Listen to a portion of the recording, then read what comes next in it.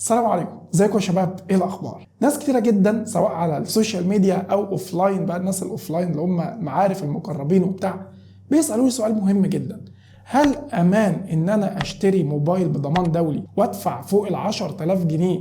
في ناس بتدفع فوق ال 20 وال 30000 جنيه.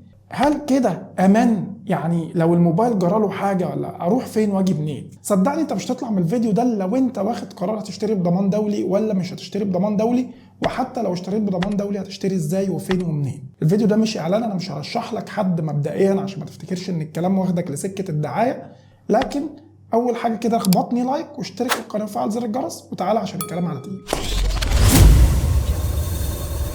هما حاجتين ما لهمش تالت اللي بيغروك تشتري اي جهاز بيقابلك بضمان دولي، وممكن على فكره يكون في دافع تالت انا معرفوش او ما جاش في بالي، فانت برضو سيبهولي في كومنت. اول واكبر دافع بيجبرك ان انت تتجه للضمان الدولي ان الجهاز اصلا مش متوفر بشكل رسمي مع وكيل رسمي في البلد اللي انت عايش فيها، وخاصه بلدنا مصر. الجهاز مخيش في دماغي يا عم طاهر وانا عايز اشتريه ومش مفيش منافس ليه وسعره كويس جدا.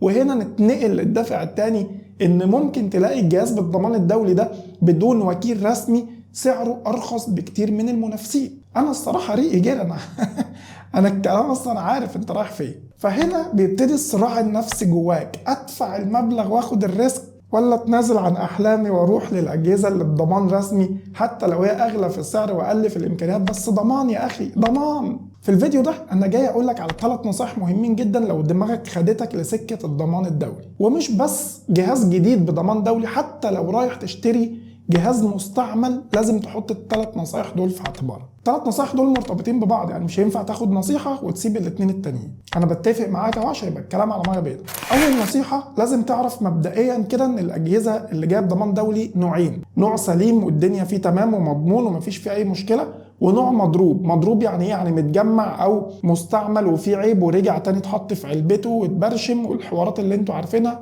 ربنا يعافينا من المكسب الحرام. ونصيحتي للتاجر اللي بيعمل كده عن عمد: اتق الله، لان الناس تعبانه جدا في فلوسها. ونصيحتي التانية ليك لو انت مش عارف وجالك اكتر من شكوى من الاجهزه، غير الناس او غير السورس اللي انت بتتعامل معاه. فاول نصيحه تكون ان انت بتشتري من حد مضمون، حد ممكن تكون انت عارفه شخصيا، عارف ان انت لو رحت له بالجهاز مش هيسوحك ويقول لك انا ماليش دعوه انا مش عارف ايه الكلام ده كله.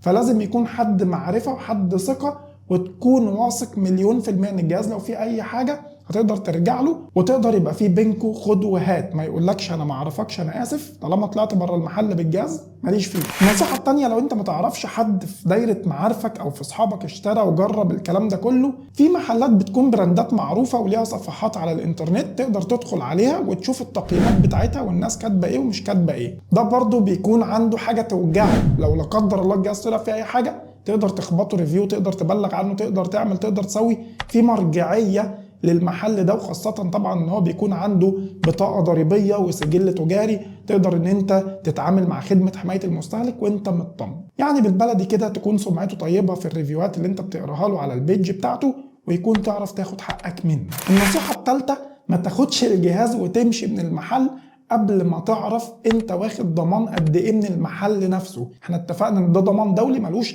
اي ضمان في اي وكيل رسمي. فوانت بتشتري كده وبتلف على المحلات اللي انت جمعت عنها او جمعت منها ريفيوز، او حتى لو هتشتري اونلاين، قول له لو سمحت الجهاز ده عليه ضمان منك قد ايه. ما تاخدش الجهاز عليه ضمان اقل من شهر، وهو مفيش محل فيهم هيديك اكتر من 3 شهور. خد بالك، شهر ده كفايه جدا جدا جدا ان الموبايل يظهر لك فيه عيب مع الاستخدام المتواصل. دي يا صاحبي كانت نصيحتي ليك باختصار في قصه الضمان الدولي، لان في كذا حد سالني عن الموضوع ده، قلت اعمل فيديو واشارك معاكم رايي وتجربتي باختصار شديد. دعوه حلوه في كومنت، لايك متين، اشتراك في القناه وتفعيل زر الجرس، حاجه بس انت كده كفيت ووفيت. اسيبكم في حفظ الله ورعايته، وعلى اللقاء باذن الله تعالى في فيديوهات كتير. سلام.